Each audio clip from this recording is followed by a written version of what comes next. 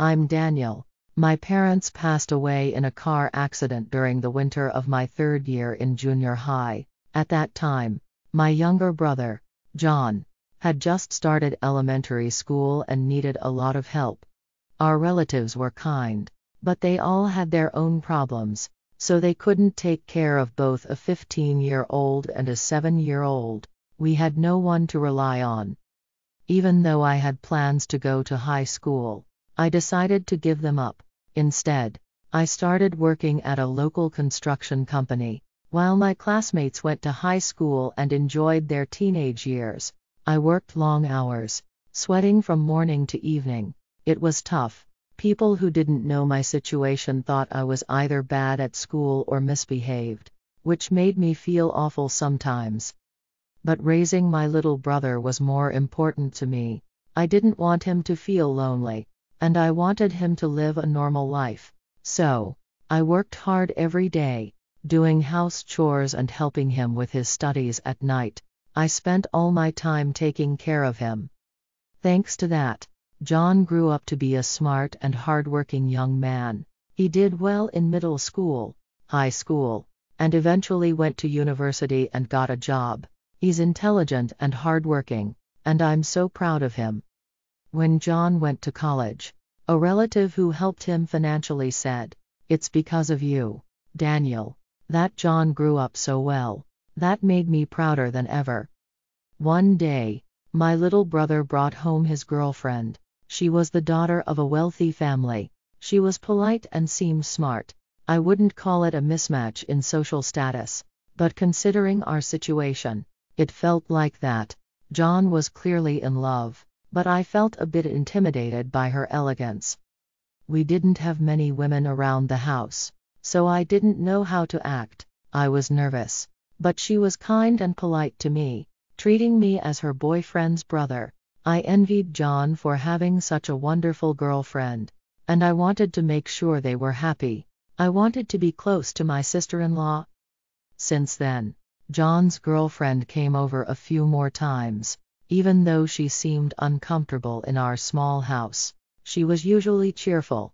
I thought she was getting used to us. When they decided to get married, I was even happier. However, about a week before the wedding, I got a phone call from John's girlfriend. She sounded upset, and her tone was different than usual. "Brother-in-law," she said, "about John's and my wedding next week, could you not attend?" I was shocked and asked, "What do you mean?" But she went on without listening. "Well, my family is pretty well off. I can understand John being there because he's smart and handsome, despite his background, but for someone like you," John's girlfriend said, "Daniel, you don't have the education or job background to be part of our family, and that's a problem. It's not just about me.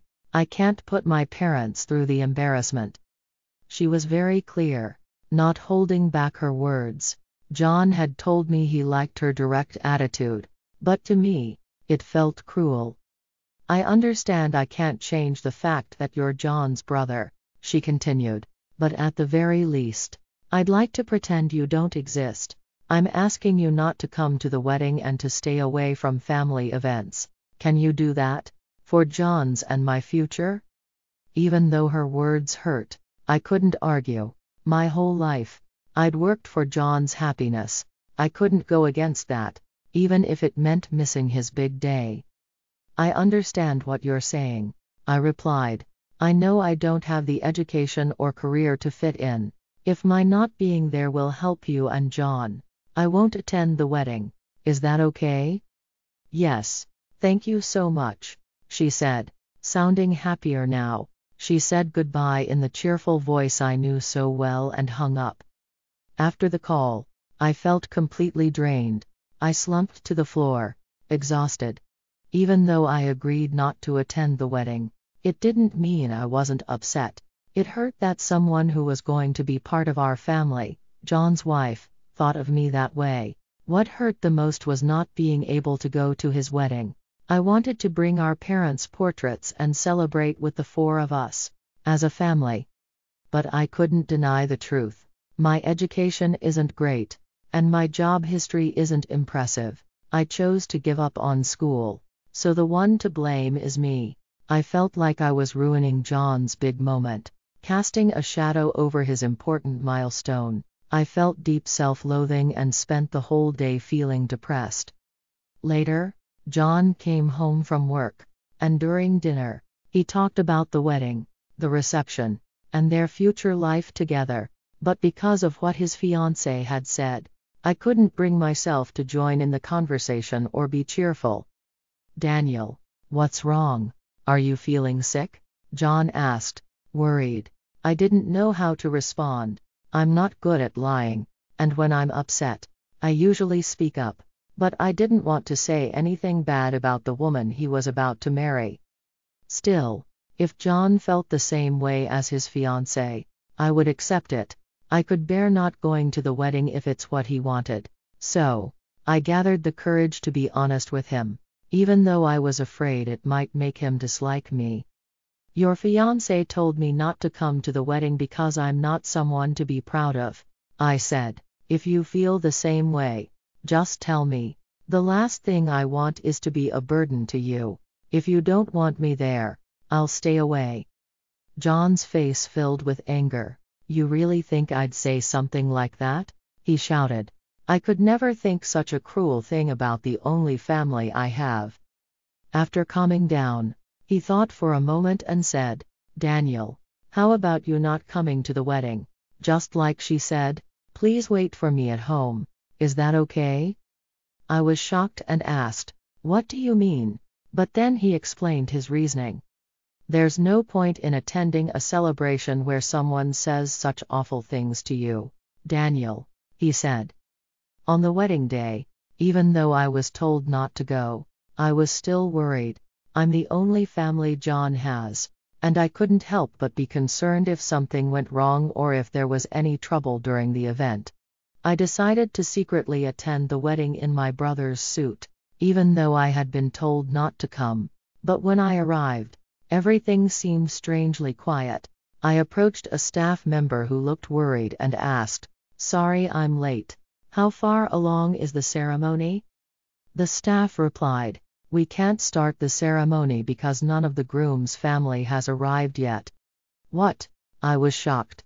They led me to John's dressing room, and I asked him, "John, why haven't our uncles and aunts arrived?" He calmly replied, "That's right. I told them not to come." "Why would you do that?" I asked, confused. "If I told them what you were told," he explained, "they'd say, 'We're the same shameful relatives who couldn't help you back then, so we won't attend.' That's why nobody's here today. I just thought I'd eat the food and leave. No point wasting it." I was stunned. "This is ridiculous," I said, shaking. "Why would the whole family go to such lengths? This was supposed to be a day of celebration for you." John saw my distress and reassured me. "I loved her, but I can't forgive her for what she said to you. Our uncles and the rest of the family feel the same way. If she can't accept you as family, then I can't be part of hers. I'm thinking of calling off the engagement." Just as John finished, his fiancée burst into the room in her bridal gown, clearly upset. "How long are you going to keep me waiting? We're already past the start time." John replied calmly, "None of my family is coming. Daniel didn't come here for the wedding. He's just here to see me. Let's have our meal and call it a day. As for us, we can't get married. I want to cancel the engagement." "What? You can't cancel the wedding at the last minute?" she cried, red with anger and embarrassment. John, still calm but firm, replied, "You said some terrible things to Daniel. After knowing our family's situation, you still hurt him. At first, I was shocked at how low you could go, but now I see that's just who you are. You only judge people by their achievements, don't you? Unfortunately, I'm also what you'd call a failure, raised by another failure, so I can't marry someone who doesn't respect my family." She started to cry, but John didn't stop. "I'm just being honest. I can't marry into a family that thinks it's shameful for the groom's family to include a high school dropout who works in construction. I stood there, hearing everything. Jon defended me, and if I stayed silent, it would only make things worse for him. This was a problem between her and me, but even though she might have been right about some things, it hurt to be looked down on by someone who knew nothing about me. Yes, I might not be the smartest or have impressive credentials, but I've lived my life doing my best to protect my family. She had no right to insult how I've lived. As she cried hysterically and I spoke loudly, the guests and staff started to gather. Everyone heard her hurtful words. Her parents, realizing what had happened, bowed their heads to my brother and me in shame. I thought you had finally found a man to marry, and now you're saying these things. I thought I could finally relax, knowing you were moving out. Her father scolded her, holding his head in his hands. We're so sorry, he continued. It's partly our fault for spoiling her. Please forgive her. Her mother, wearing a beautiful dress, had an embarrassed and apologetic expression, bowing to us as well. Even her friends, who had come to the wedding, didn't defend her. No one stepped in to help. They all just stared at her in disbelief. For once, she didn't have anything to say. Maybe she realized how bad things had become or finally understood the mess she had caused. Jon spoke up. I was 7 when our parents died. My older brother, Daniel, gave up everything to take care of me. He started working right after middle school, sacrificing so much. His life isn't something just anyone could live. And even if I were in his position, I don't think I could have done it. Just having an education doesn't mean you can live a life like his. I knew this when I was 7, but you couldn't understand. You're less mature than a 7-year-old.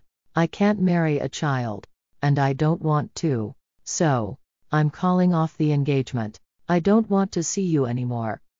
With that, Jon apologized to her parents for canceling the wedding and then to the staff. Though he was polite and respectful, it was clear that his decision was final. She, who had ruined one of the most important days of her life with her own actions, could only stare blankly at the scene that had unfolded around her. You have a family who scolds and protects you in times like these, right? I said to her. My younger brother, Jon, was even angrier than I was when he heard about our phone call. For me, while education and work history are important, Jon is far more important than any of those things. Knowing that he refused to marry someone like her actually made me feel relieved. She started crying again. It seemed like all she could do. The wedding was cancelled before it even started. After that, Jon really did break off the engagement. Since they hadn't submitted their marriage papers yet, there weren't any legal steps to take. He cut ties with her quickly. Later, someone who attended the wedding shared photos of what happened online, and it seems her family lost their social standing because of it. She probably won't be able to date or marry for a while. Jon says she took care of all the costs for canceling the wedding, which is only fair since she caused the mess. We didn't have to worry about it, and for that, I'm thankful. I don't know anyone else who would get so angry on my behalf, not just because we're family, but because Jon respects me as a person. Even though this wasn't the best situation, I realized how strong our bond as brothers is. I'm really proud of Jon for growing up to be such a great person, even without our parents. Encouraged by him, I decided to study for my high school equivalency exam, something I'd been thinking about for a while. A year later, I passed the exam and changed jobs. It's in a completely different field, but learning something new has been fun. I also got my first girlfriend, and she values me and my family. I plan to introduce her to Jon soon. I can't wait to brag about my amazing younger brother.